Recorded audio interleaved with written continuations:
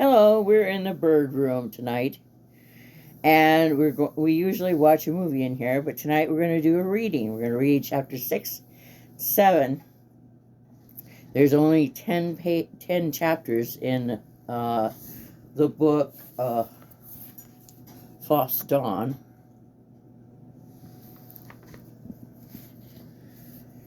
And we have to come here once a night to turn on the stove so that it warms up in here, because I keep it at 62 and I'm ready for spring. I can't help it, the weather's not cooperating.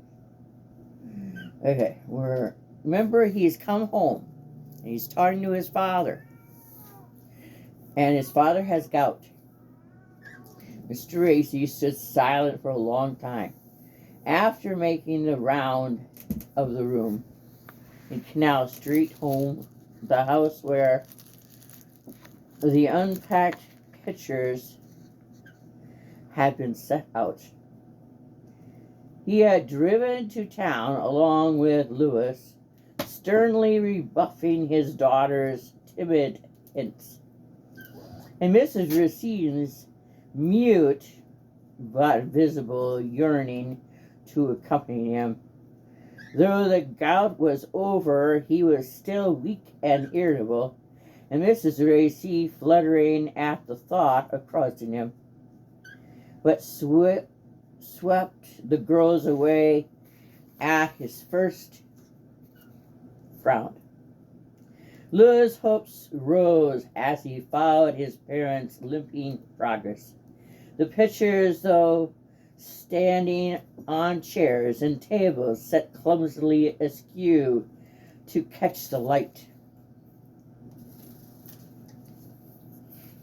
bloomed out at the half-dusk of the empty house with a new and persuasive beauty. Ah, how right he had been! How inevitable that his father should own it. Mr. Racy halted in the middle of the room. He was still silent, and his face, so quick to frown and glare, wore the calm, almost expressionless look known to Louis as a mask of inward perplexity. Oh, of course it will take a little time, the son thought, tingling with eagerness of youth. At last Mr. Racy woke the echoes by clearing his throat, but the voice which issued from it was as inexpressive as his face.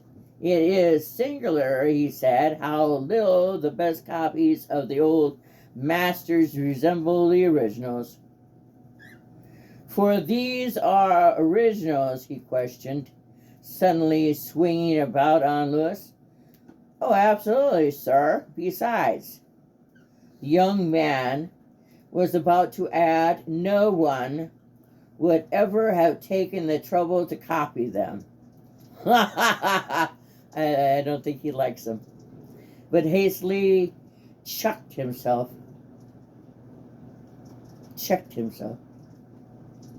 It's raining! Spring is coming! We're supposed to have a really bad wind, like a southwesterner. Oh, I wish you could see my kitties, my boys. They were just sitting here looking so sweet, eyeing the bird. Theodore likes to get up close and personal and swat at him. Chester is still unsure exactly what a bird is.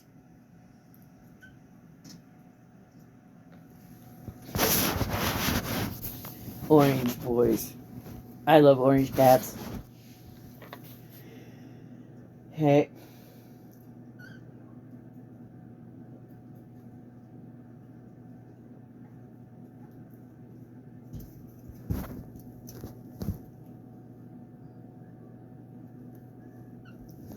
Right he had been, how inevitable that his father should own it.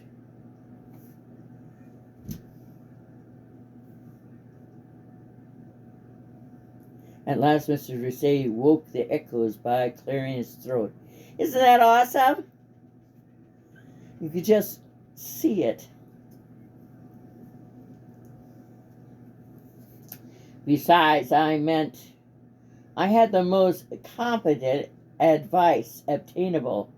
So I assume, since it was the express condition on which I authorized your purchases. Louis felt himself shrinking and his father expanding, but he sent a glance along the wall, and beauty shed her reviewing beam on him. Mr. Racy's brows projected ominously, but his face remained smooth and dubious. Once more he cast a slow glance about him. Let us, he said pleasantly, begin with the Raphael. And it was evident that he did not know which way to turn. Oh, sir, a Raphael nowadays? I warn you, it would be far beyond my budget. Mr. Racy's face fell silent. Says silently. I'm going with silent. I had hoped, nevertheless, for an inferior specimen. Then, with an effort, I sassoferati. I can't say the word. I'm going to spell it Sassoferrato. Then, Louis felt more at his ease. He even ventured a respectful smile. Sassoferrato is all inferior, isn't he? The fact is, he no longer stands quite as he used to. Mr. Reese stood motionless. His eyes were vexiously fixed on the nearest picture. Safarici? No longer? Well, sir, no. Not for a collection of this quality. Louis saw that he had at last struck the right note. Something large and uncomfortable appeared to struggle in Mr. Racy's throat, and he gave a cough. Okay. Yeah.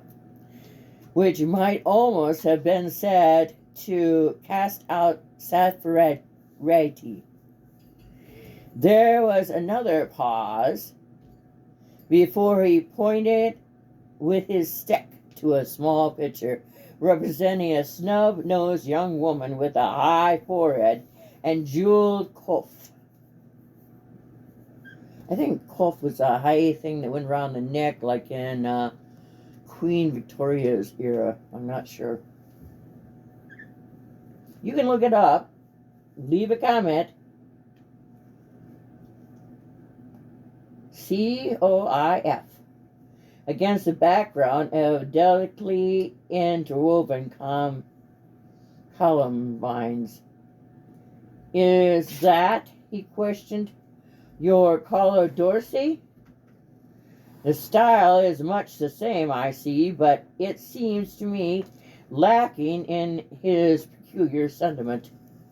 Oh, but it's not a Carlo Dorsey, it's a Pero della Francisco, sir, burst in triumph with a trembling Louis. His father sternly faced him. It's a copy, you mean? I thought so. No, not a copy. It's by a great painter, a much greater.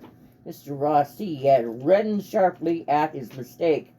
To conceal his natural annoyance, he assumed a still more silken, be nice manner. In that case, he said, I think I should like to see the inferior painters first. Where is a Carlo Dosi? There is no Carlo Dosi, said Louis, white to the lips. The young man's next distinct recollection was of standing. Hey, who said you would be on that shelf? Get your butt down. The young man's next distinct recollection was of standing. He knew not how long afterward before the armchair in which his father had sunk down, almost as white and shaken as himself. "This," stammered Mr. Racy, "this is going to bring back my gout." But when Lewis entreated, "Oh, sir, do let us drive back quickly to the country, and give me a chance to explain, to put my case," the old gentleman had struck through the pleading with a furious wave of his stick. "Explain later. Put your case later. It's just what I insist upon your doing, here and now." "Oh, who's having diarrhea in my corner?" "I'm not happy." "I mean it." Last time someone had diarrhea, they did it on my sleeping bag. "Oh, that's awful smelly. Please, just leave." "Oh, ick. Thanks a lot." "Oh. Do you have cats?" "Ugh."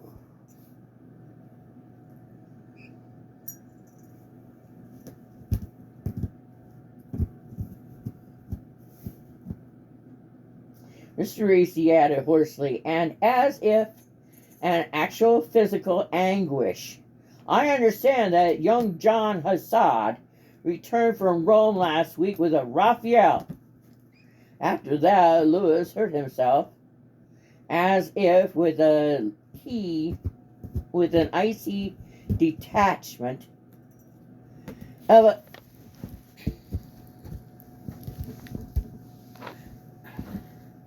"I don't know what you're doing, but it stinks. Please stop it."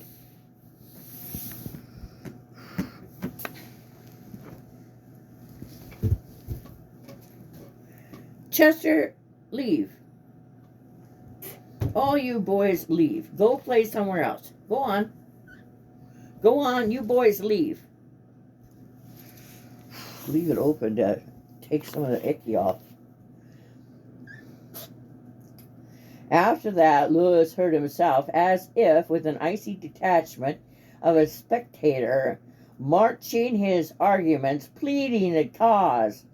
He hoped his pictures would have pleaded for him, dethroning the old powers, principles, and setting up these new names in their place.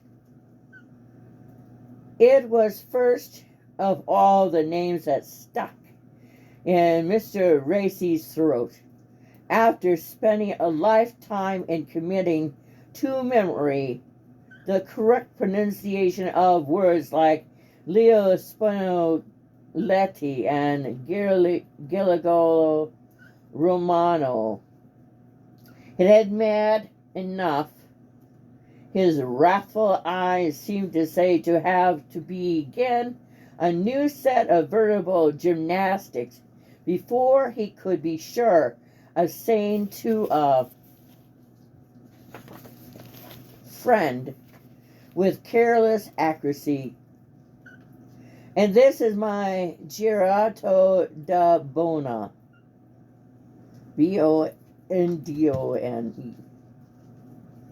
But that was only the first shock, soon forgotten in the rush of greater tribulations, for one might conceivably learn how to pronounce girato da bona, and even enjoy doing so, provided the friend in question recognizes the name and bowed to its authority.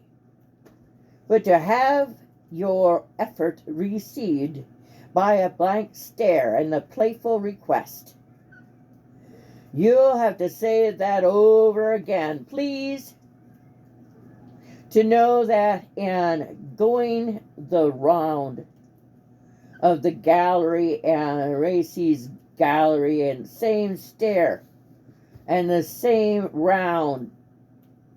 requests were likely to be repeated before each picture. The bitterness of this was so great that Mr. Racy, without exaggeration, might have likened his case to that of Agag, A-G-A-G. God, God, God, Carpaccia. You say this other fellow's called? Keep him back till the last, because it's the gem of the collection. You. Carpaccia? Well, he'd have done better to stick to his trade. Something to do with this new European steam cars, I suppose, eh? Mr. Racy was so incensed that his irony was less subtle than usual. And Angelico, you say, did that kind of Noah's Ark soldier in pink armor, gold leaf? Well, there I've caught you tripping, my boy. Not Angelica Kaufman was a lady, and the damn swindler who fostered that barbarous daub on you as a picture of hers deserves to be drawn and quartered, and shall be, sir, by God. If the law can reach him, he shall degorge every penny he's rooked you out of, or my name's not Halston Racy. A bargain, you say? The thing was a bargain. Why, the price of a clean postage stamp would be too dear. Yeah, their stamps back then were a penny. Half a penny. Okay. Just shut the people who made the stinky out. Let them stay out there. It's cold. Okay.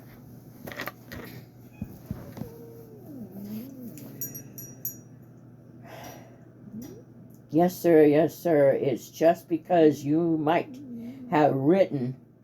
You might at least have placed your views before me. Sadie, you mean little girl. You might as well leave. You're being mean. How could Louis say, if I knew you'd have refused to let me buy the pictures? He could only stammer, I did allude to the revolution in taste. New names coming up, you may remember. Revolution, new names? Who says so? I had a letter last week from the London dealers to whom I especially recommended you, telling me that the undoubted Guido, I think it's Guido, Guido, Rene, was coming into the market this summer. Oh, the dealers, they don't know. The dealers don't? Who does, except yourself, Mr. Racy pronounced in a white sneer. Louis, as white, still held his ground. I wrote you, sir, about my friends in Italy, and afterward in England. Well, God damn it! I never heard of one of their names before, either.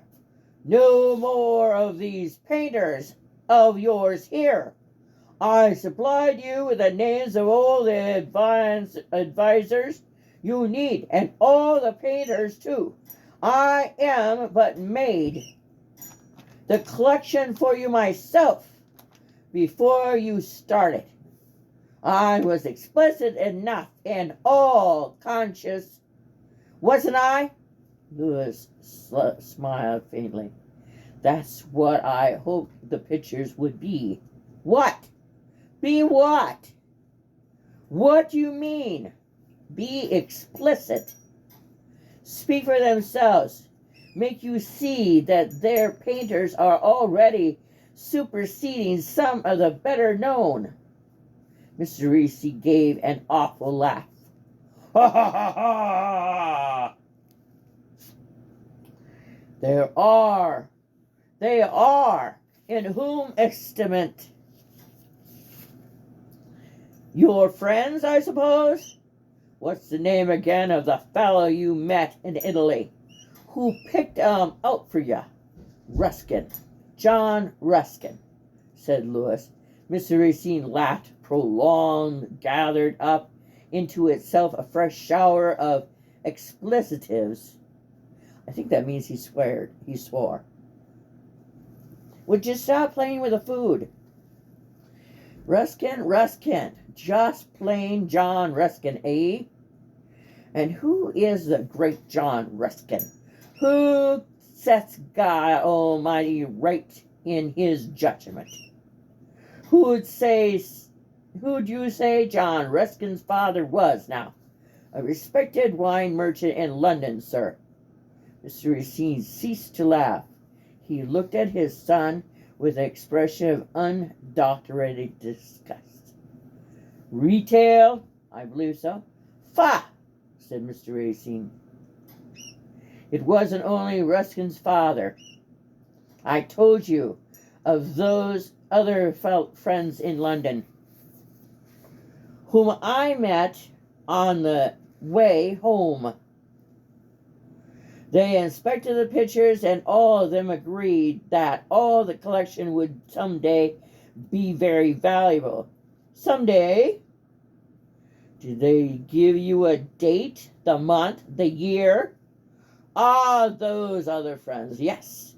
You say there was a Mr. Brown, a Mr. Hunt, and a Mr. Rosidi? Was it? Well, I never heard of any of those names either, except perhaps in the trades directory. It's not Rosidi, Father. Dante Rosetta. Excuse me, Rosetta. And what does Mr. Dante Rosetta's father do? Sell macaroni, I presume? Wow, he is a vain little bastard, if you ask me. Lewis was silent, and Mr. Racine went on speaking now with a deadly steadiness. The friends I sent you to were judges of art, sir. Men to know what a picture's worth. Not one of them, but could pick out a genuine Raphael. Couldn't you find him when you got to England? Or hadn't you the time to spare for you? You'd better not, Mr. Racy added. Tell me that, for I know how they'd have received your father's son. Oh, most kindly. They did indeed, sir. Ah. But that didn't suit you. You didn't want to be advised. You wanted to show off before a lot of ignoramuses like yourself.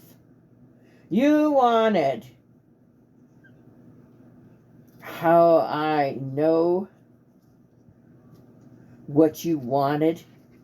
It's as if I never given you an instruction or laid charges on you. And the money, God, where'd it go to? Buying this nonsense? Mr. Racy raised himself heavily on his stick, fixed his angry eyes on his son. Own up, Lewis. Tell me they got it out of you at cards. Professional gamblers. The lot. I make no doubt your Ruskin and your Morris and your Rosetta make a business of picking up young American greenhorns on their travels, I dare say. No? Not that, you say? Then women. God almighty, Ludus. Gasped Mr. Racine, trotting toward his son, outstretched stick. I know blue-nosed Puritan, sir, and I'm a damn sight rather you told me you'd spent it on a woman, every penny of it, than let yourself be fleeced like a simpleton, buying these things that look more like cuts out of Fox Rook Book of Martyrs than originals of the old masters for a gentleman's gallery. Youth! God, sir, I've been young myself, and fellows got to go through his apprenticeship. Own up now, women! Oh, not women. Not even, Mr. Racine groaned. All in the pictures, then. Well, say no more to me now. I'll get home. He cast a last apologetic glance at the room. The racy gallery, that pack of bones and mummers finery, why, let alone the rest, there's not a full-bodied female among them. Do you know what those Madonnas of yours are like, my son? Why, they ain't one of them that don't remind me of the bad likeness of the poor Treshy Kent. Well, of course, she's Italian. She's going to look, her face is different. Wow. He is a vain bastard. I should say you'd hire half the sign painters of Europe to do her portrait for you. If I could imagine you're wanting it. No, sir, I don't need your arm, Mr. Racy snarled, heaving his great bulk painfully across the hall. He withered Lewis with a last look from the doorstep. And to buy that you overdrew your account. No, I'll drive home. I'll drive home alone. Wow. What a spitfire. We're coming back to chapter 7.